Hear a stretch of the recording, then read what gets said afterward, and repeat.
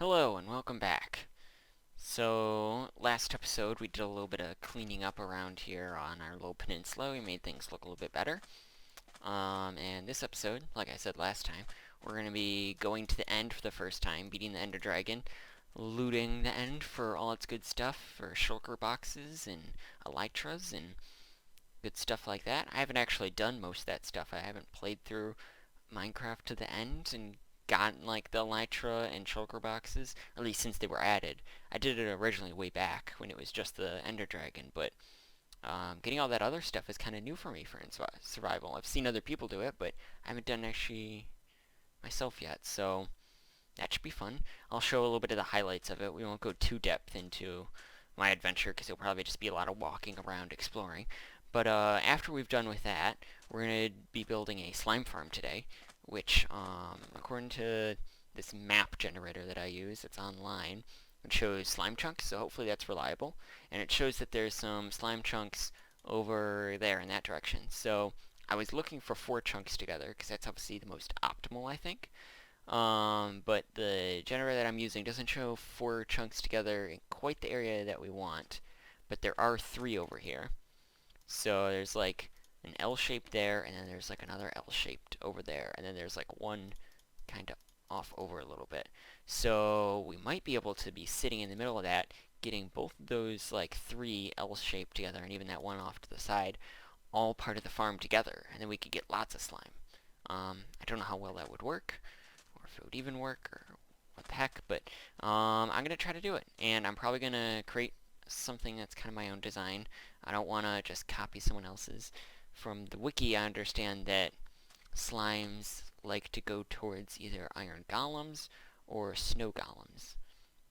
I know I've seen iron golems work in someone else's design, like I saw in a video, but I hadn't seen snow golems before, so hopefully that's true from the wiki, because that'd be, I think, better to use than iron golems, because iron golems you would have to, well, obviously use iron, but they're also like bigger, I think.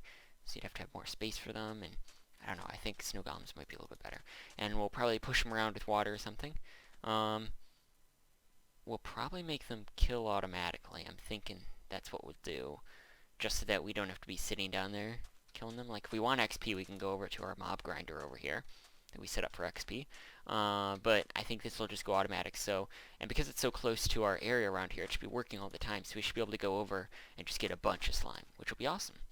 But that's the plan for today. I'm gonna go use my Eyes of Ender here to go find where the end portal is and get over to the end. I brought a whole bunch of rockets. I've never done the elytra flying with the rockets before, or really much elytra flying in general. So I just made flight duration 1 because they're the cheapest. And I didn't realize how many you actually can make. Because I thought it was 1 paper, 1 gunpowder for 1 rocket, but it's for 3 rockets. So I made a bunch extra, which is awesome. We can do a bunch of flying once we get our first elytra. I brought a bunch of blocks because I'm very anxious about the fact that we're going to spawn out like on the edges of the big end platform, and then I'm going to fall off or something and lose all my good stuff. So I brought some normal ender pearls also in case the ender dragon starts going towards me when I'm trying to build across and I just need to get back onto the platform. Hopefully this will save us, and hopefully I won't lose everything. It's going to feel a lot better once I get the elytra on, and then I won't have to worry about falling off things really. But yeah, that's the plan. I'm going to go find the end, show some clips of things, and show you the results.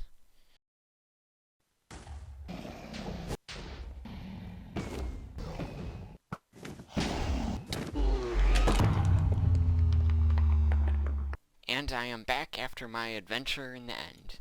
I'm recording this a little while after I actually did my adventure, but I think I forgot to record the actual looting of the end cities. I got some footage of the Ender Dragon fight though that hopefully you guys saw.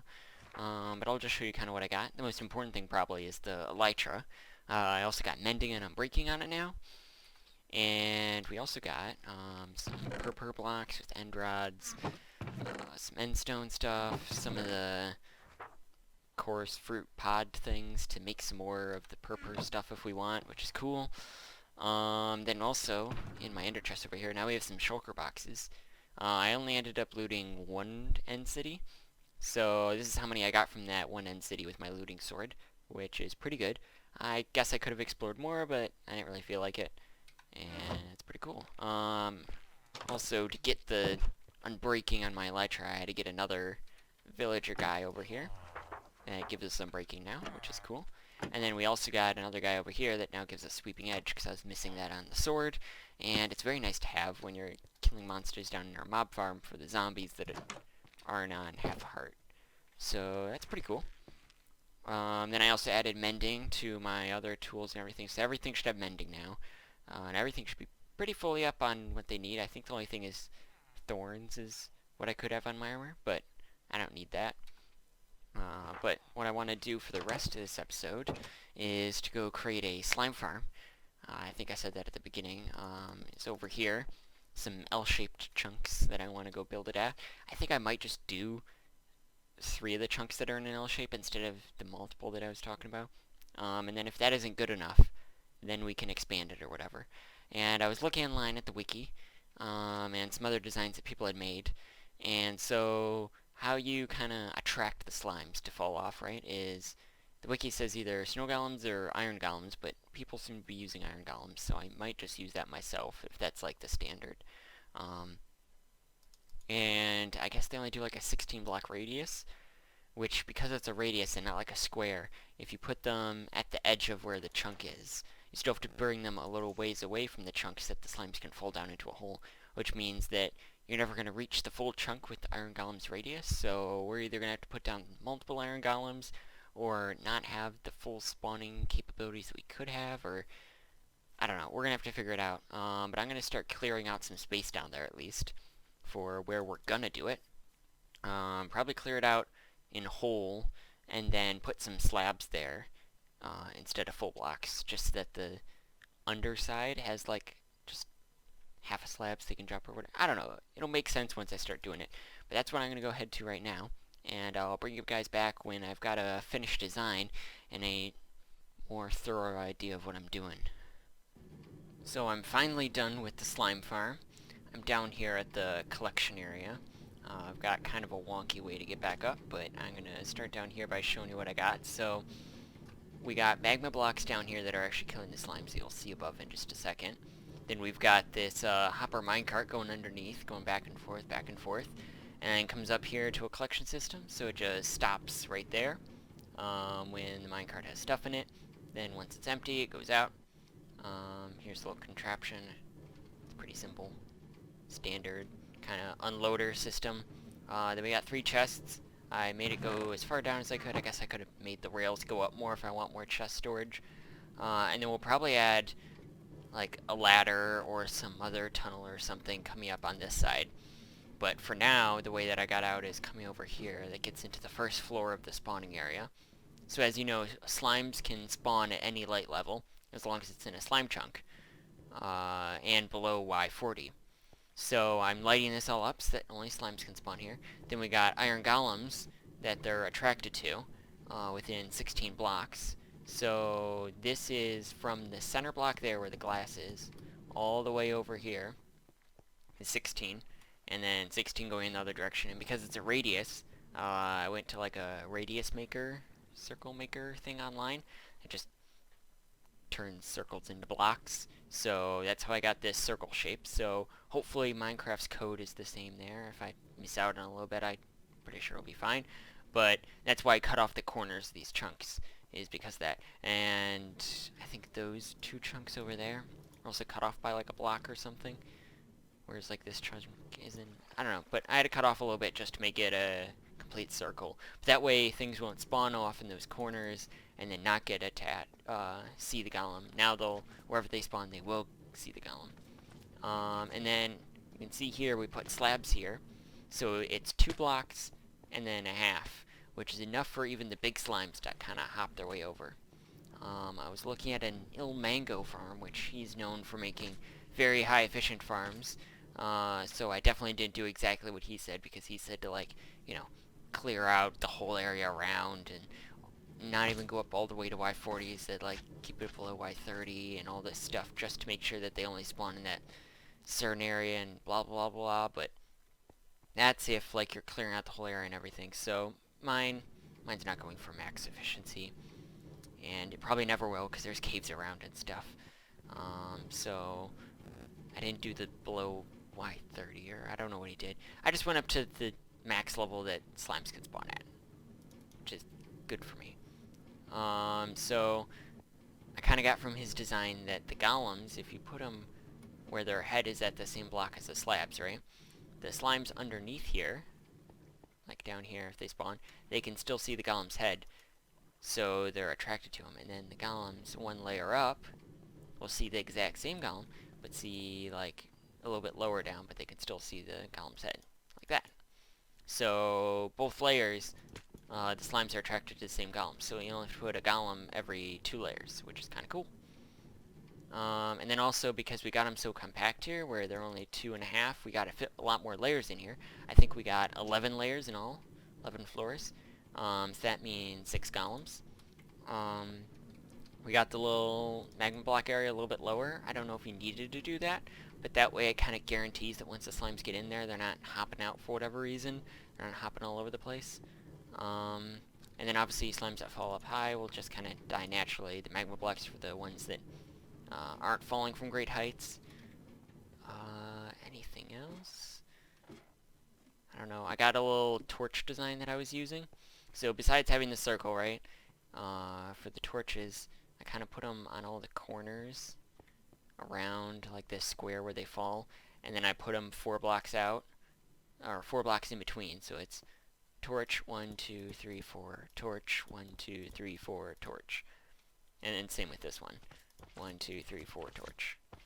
And I did that off each of the corners, like that. And then in between here, on all the torches, it only goes down to light level 8, which means that no mobs should spawn except for the slimes, which is exactly what I want.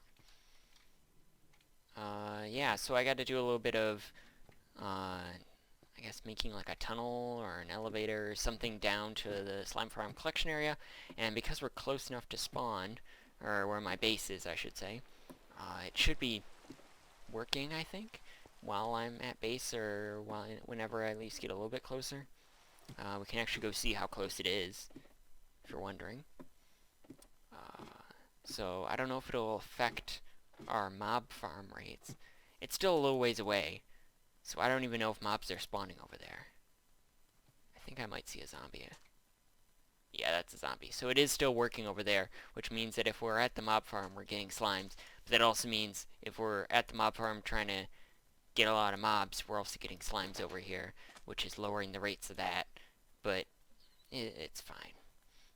And also because they're so close to my base, which is kind of what I wanted, they'll all be working while we're doing other stuff at our base and building other things, which is great. And pretty cool. So I don't know exactly how we're going to connect it up, if we're going to connect it up with the tunnel there, if we're going to connect it up with just a ladder coming up somewhere around here. But I'm going to work on that a little bit, and I think then that'll be it for the rest of the episode. I think I want to connect it somehow with that tunnel, make a branch that goes off this way. But I'm going to figure that out and finish up anything else I need to for this farm. I am now done connecting my slime farm down here to my underwater tunnel system. So, as you can see, I kind of went with the same thing that we have for the tunnels down here at the collection area. I put some shroom lights under here, and we've actually got quite a lot of drops.